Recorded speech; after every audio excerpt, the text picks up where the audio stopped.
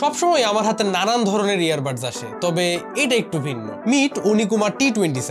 এটা ব্লুটুথ দিয়ে আপনার ফোনে কানেক্ট নেওয়ার পাশাপাশি যে কোনো টাইপ সি এনেবল ডিভাইসে এই ডঙ্গলটার থ্রু কানেকশন নিতে পারবে। যাদের পিসিতে টাইপ সি পোর্ট নাই তাদেরও টেনশনের কোনো কারণ নাই, কারণ এই ধরনের একটা কনভার্টার বক্সের ভিতরেই থাকে। মজার ব্যাপার হচ্ছে এই 2.4 GHz এর ডঙ্গলটাকে রাখার জন্য কেসের ভিতর ম্যাগনেটিক হাউজিংও আছে। সো এই ছোট্ট জিনিসটা হারায় যাওয়ারও কোনো সুযোগ কিন্তু নাই। 13 মিলিমিটারের ডাইনামিক ড্রাইভার্স থাকছে। Out of the box sound প্রোফাইলটা সুন্দর, আর মাইক্রোফোনসগুলোও ডিসেন্ট।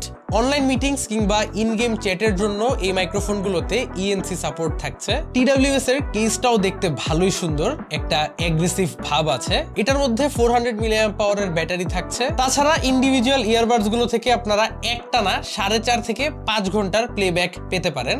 সব মিলায় হাইব্রিড ইউজার্সদের জন্য, যারা পিসিতেও ইউজ করবেন ফোনের সঙ্গেও ইউজ করবেন, তাদের জন্য খুবই ভার্সেটাইল একটা অপশন এটা। প্রাইসটাও একদম হাতের নাগালেই আছে। 1 বছরের অফিসিয়াল ওয়ারেন্টি সহ 2950 টাকায় এই TWS টি পারচেস করতে চলে যেতে পারেন ভাইব গেমিং এর অফিসিয়াল ওয়েবসাইটে।